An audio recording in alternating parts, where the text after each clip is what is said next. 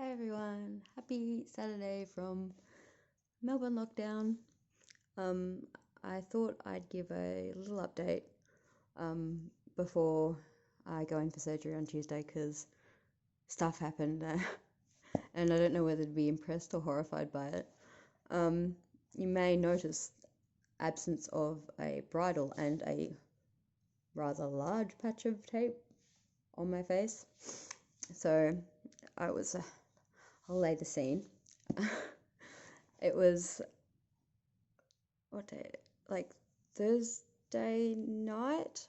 Like it was late-ish. And settling down. Tutors was on because I'm probably don't know this about me. I'm a huge history nerd. I like to correct what they've gotten wrong and tell Dev, who is probably pretending to listen but not. But bless his heart, entertains me anyway. And he was eating some ice cream, and I was having a little bit, just little spoonfuls of it because it's one of the foods I can sort of get down a little bit. I had a couple of spoons, and I wasn't feeling it wasn't going down. Sometimes it just depending on how melted the ice cream is, it's weird. It gives me dumping sometimes. I was like, oh Dev, can you take that whole thing, put it in the fridge, put it in the freezer? Uh, it's doing me a number. And in the time that Dev put the lid on, walked to the kitchen and started putting it in the freezer, he heard me being sick, which is a normal sound in my house. And then he heard me be sick very hard. And then he heard me scream. And then he dropped everything and ran to me and found me with the blanket we were sitting under, covered in ice cream vomit and with my nasoduodenal tube hanging out of my mouth. Now, in all the time I've had tubes, I've never vomited up a tube, let alone a tube that was in my intestines. I don't have much memory of this. I triggered a very large panic attack. I was screaming very loudly for about 10 minutes. Dev could not talk to me, get any sense out of me. He called he didn't think he could get me in the car. He called the hospital, called the ambulance, and the ambulance was here very quickly, within about like 10 minutes. I could not be reason. I was just screaming. I don't like people touching my tube. I don't like touching my tube. I'm weird about my tube. Having it hanging out of my face, it's it set off a bad thing. So what we did was the ambulance took me to emergency at Box Hill. I had the tube in a vomit bag, and see, they were asking me questions, whenever I talked, it moved and hit my gag reflex, and I vomited more. So I looked a proper mess. So we taped it up to the side of my mouth so it would not so that I could talk. So hospital, covered in vomit, wearing my Uma Thurman badass Kill Bill tracksuit pantsuit that I got for surgery, so I felt tough going in. Long story. Sometimes I just need a little bit of help feeling tough. My version of tough was an Uma Thurman tracksuit. So up there. Now so basically what happened is sorry, my nose is still really irritated. So basically what had to happen, because as you remember I had the bridle, so the bridle was attached to the top of my nose. Now at one end is a port, at the other end I don't know if you're familiar, it's not just this at the end, looks like it's a bit thicker at the end, and it wouldn't go back up probably the way it came in. Plus it had been in my guts, so probably not exactly sanitary either. So what happened is they had to cut, and pull out all the tubes different ways, and they gave me Valium to sedate me, so I was very much chill with anything that happened after. The team that works with my surgeon, who works both private and in Box Hill Hospital, it was actually her team that was going to be there in the morning. They didn't know because I've got surgery on Tuesday. They didn't know should they replace it, what should they replace it with. So they thought it's safe if I went up to the ward and was put under their care, and they could figure that out.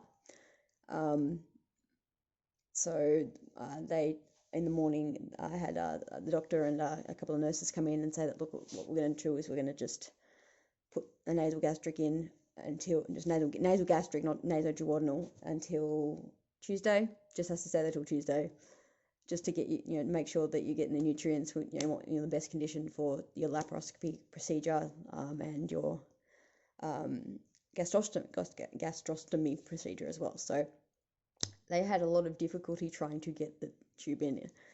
We're on the last go because it was just, they kept getting resistance, and the resistance is because I have pressure sores, not just around here. As you can see the skin peeling there, it's starting to heal here, up through here, and that was so aggravated.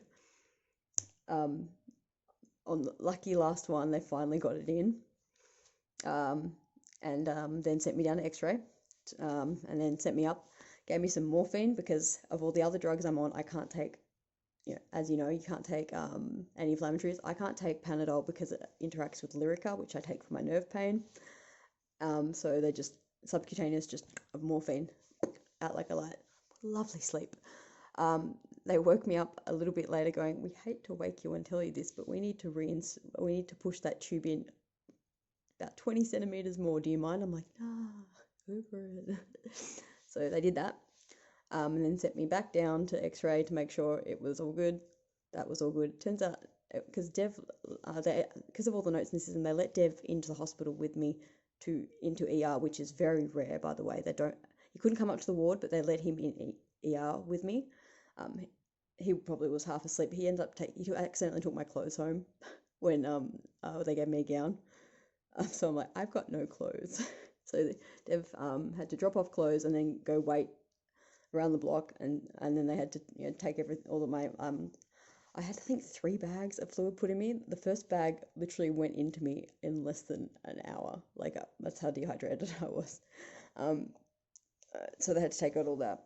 And I'm also still high as a kind of morphine, so they put me in a wheelchair. I'm just in my Uma Thurman tracksuit with my Ugg boots on. They had that, the one that they give you in hospital that goes over your nose, it tapes it over there. That's really uncomfortable for me, and it's just, it hangs here. It looks like a trunk, so I was like, I'll fix that when I'm home. That'll be fine. So yeah, then Dev, they wheeled me out to the car, and Dev picked me up the next day. So it was just one night in hospital. So that was fun. I also pulled a bunch of muscles in my stomach and my throat, done some damage throwing up that damn tube. It didn't seem harder than I'd thrown up before. Like, I swear I've thrown up harder than that. I've never thrown up or anything like that. Once it came up a little in my throat, but I just pushed it back. It was just a little. It was just the back of my throat. Whole thing. I've got photos. Maybe one day I'll share them. I've been asking Dev to document things because I don't remember, and I think it's important. So there's a picture of me on the couch with my tube hanging out and me with tears in my eyes going, yeah.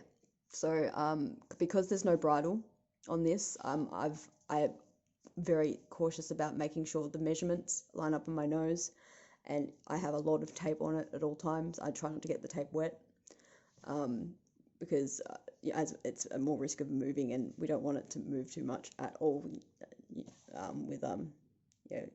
You don't want it in your lungs. You don't want it. The bridle's good for a reason, but I will say it's nice that some of these pressure sores are starting to heal up. That the bridle was semi-responsible for. My nose is still running like the dickens because of all the irritations in it and stuff. It's been through hell. And then on top of it, I had to have a COVID test pre-op, and because I came through emergency, I had to have another COVID test, which, if any of you have one, involves things getting stuck away at the back of your nose. Once again, thank for morphine. So at this point, it's kind of hilarious. It's kind of like comedy of errors. But they were really good to me. No one suggested I had to go to psych. I was actually treated by a lot of doctors. I saw more doctors than nurses this trip. Um, yeah, and they I'm very skeptical, about that kind of thing after all this time. But they were very decent, and they were listening to me and very sympathetic because I just I was in a lot of pain. I wasn't angry this time. Maybe that helped. I think I'm just too defeated to get angry this time. But yeah. So that's what's up. But I'll it's probably the last time you guys are gonna hear from me unless I have a panic and need to have a rant before surgery. But I found out a bit more about the laparoscopy. I thought it was just one incision. I think it's up to three, and they can't go through any of the ones that I've already got from the gastric sleeve because it's all scar tissue. So I'm gonna look like I was on the wrong end of a knife fight after this. I think it's like including the stoma, including the hole for the peg, which goes in. They actually put that in through there. They go through there. The laparoscopy is one camera and two tools. What I'm not looking forward to is the gas pain again. The gas pain was, I think it's the worst pain I've been in my life. And the fact that you have to walk to get rid of it, I hate as well because I'm bad at walking. So, and we can't leave the house. So it's going to be me doing trips up and down the hallway with Dev supporting me, knowing that I can take all the oxy, all the morphine, whatever they give me, and I know it doesn't make a dent. So I have to force myself to just do those trips up and down bed. And the same thing, don't lift your arms up, can't lift things, not that I can anyway. So my stomach muscle, because it's all through the abdominal wall, heals itself, and I get rid of that gas pain ASAP. Fuck gas pain. I hate it so much. But